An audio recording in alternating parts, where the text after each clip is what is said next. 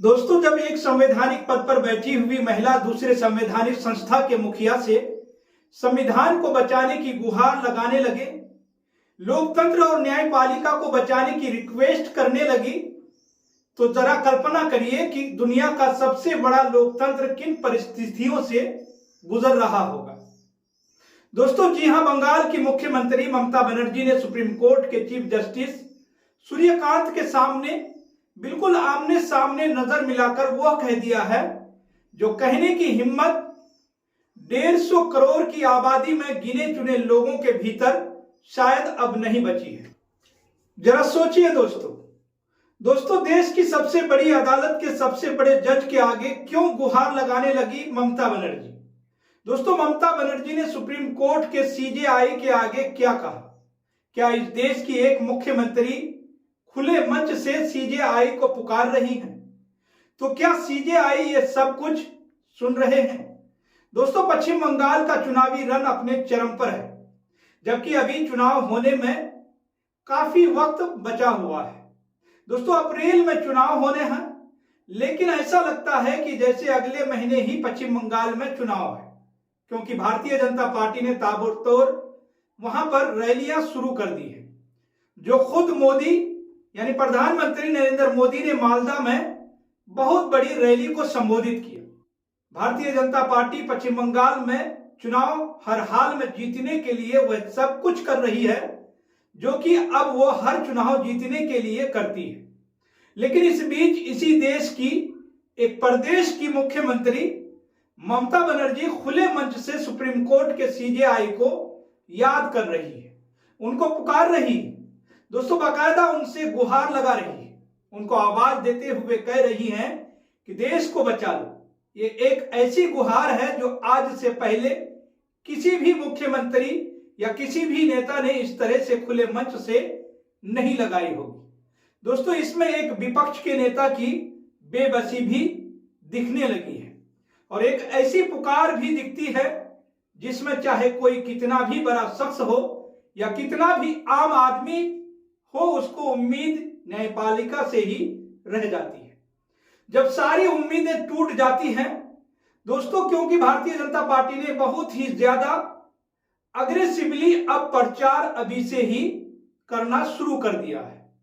ममता बनर्जी ने उससे पहले ही प्रचार शुरू कर दिया है। इस बीच वो अलग अलग कार्यक्रमों को संबोधित कर रही थी। दोस्तों, ये कार्यक्रम भी कोलकाता हाई कोर्ट का था, यानी कार्यक्रम भी जुडिशरी का था और गुहार भी ममता बनर्जी जुडिशरी को ही लगा रही थी।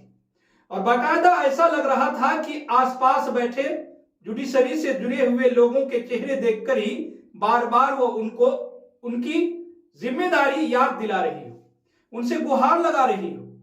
दोस्तों, इस कार्यक्रम में ममता बनर्जी ने chief justice of India justice Suryakant को गुहार लगाते हुए कहा कि प्लीज, रिक्वेस्ट करते हुए इस आपदा से हमारे संविधान को बचाइए, हमारी डेमोक्रेसी को बचाइए, इस आपदा से हमारी हिस्ट्री को बचाइए, हमारे इतिहास को बचा लीजिए।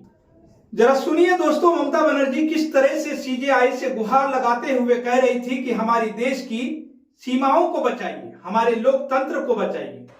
And my request would be to my chief justice, to all the जजेस, that please see, our constitution must be protected from disaster. Our democracy must be protected from the disaster. Our safety, our security, our history, our geography, our boundary, all should be protected. दोस्तों, ममता बनर्जी की ये बात बहुत बड़ी है। ममता बनर्जी एक प्रदेश की मुख्यमंत्री हैं और बहुत ही ताकतवर नेता भी हैं। वो जीते या हारे, वो अपने आप में एक बहुत बड़ी लेगेसी बना चुकी है ऑलरेडी। दोस्तों, कि पश्चिम बंगाल पे इतने लंबे टाइम तक यानी कि 15 साल तक ऐसी सरकार चलाई उन्होंने, और अभी 1 साल या 1.5 साल पहले 2024 के लोकसभा चुनाव में भारतीय जनता पार्टी से जीती हुई सीटें दोबारा छीन ली। लेकिन उसके बावजूद भी सीजेआई को गुहार लगानी उनको पड़ रही है। एक राज्य के मुख्यमंत्री को यह बिल्कुल वैसा ही है दोस्तों, जब राहुल गांधी से कुछ वक्त पहले सवाल पूछा गया था शायद दोस्तों आपको याद होगा कि राहुल गांधी जब वोट चोरी को लेकर लगातार प्रेस कॉन्फ्रेंस किए जा रहे थे, तब उनसे पत्रकार सवाल पूछते थे कि आप लोग सुप्रीम कोर्ट क्यों नहीं जा रहे, बस प्रेस कॉन्फ्रेंस करके छोड़ देते हैं।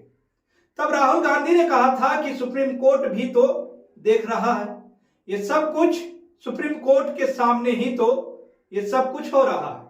तो ये प्रेस कॉन्फ्रेंस केवल आपके लिए नहीं बल्कि सुप्रीम कोर्ट के लिए भी है।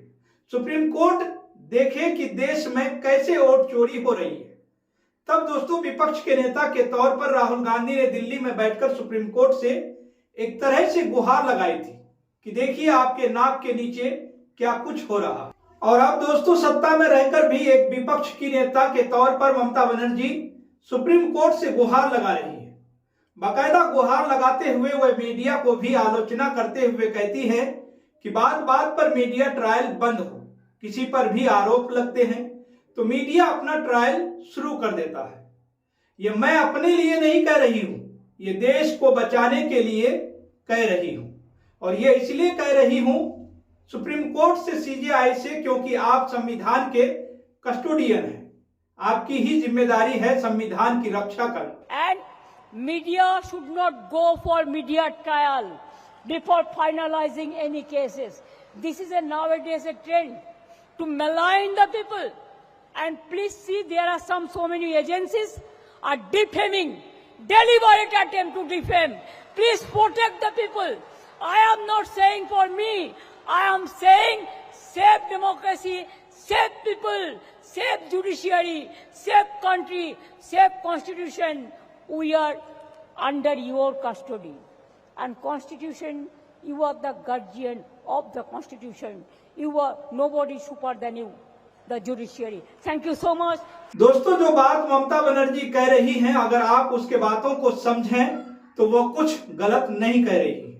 पिछले 11 सालों में मीडिया का जो हश्र हुआ है, मुझे आपको बताने की जरूरत नहीं है दोस्तों, उस पर काफी बात हो चुकी है। आज चुनाव देखिए क्या बनकर रह गया है, चुनाव मैनेजमेंट बनकर रह गया है।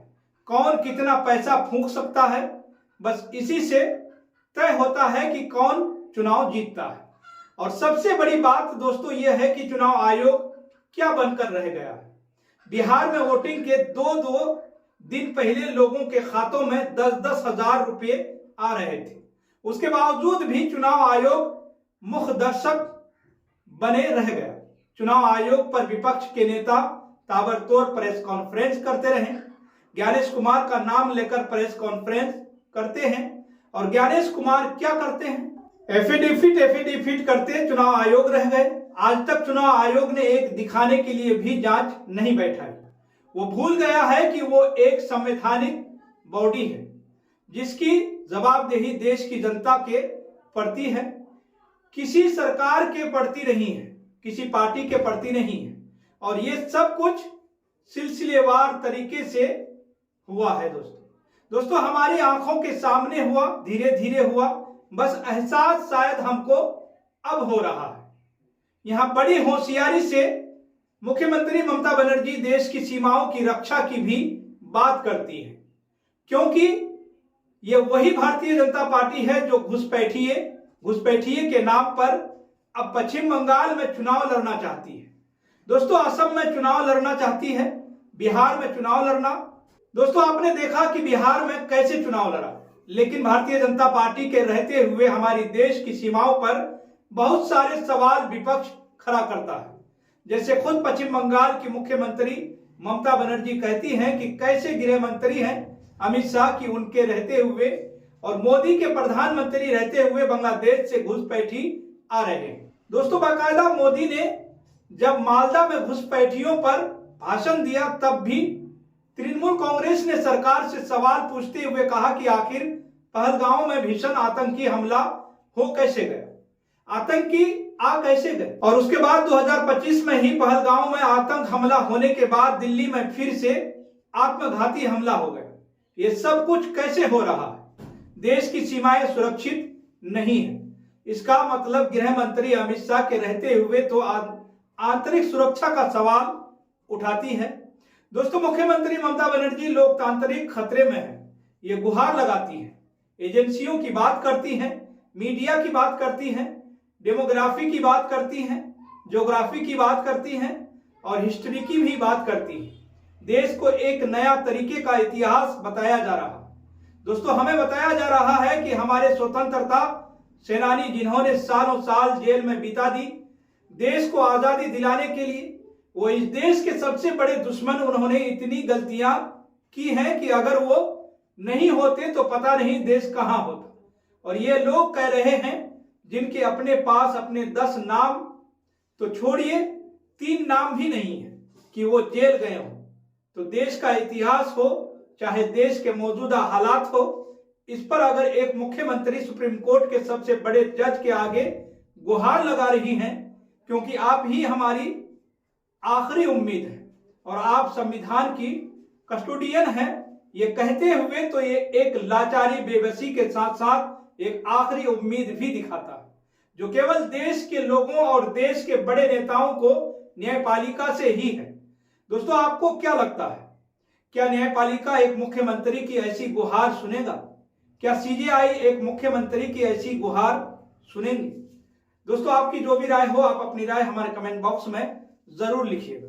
और साथ ही दोस्तों, अगर आपने अभी तक केएनई न्यूज को सब्सक्राइब नहीं किए हैं तो सब्सक्राइब जरूर कर लें और बेल आइकन को भी दबाना न भूलें।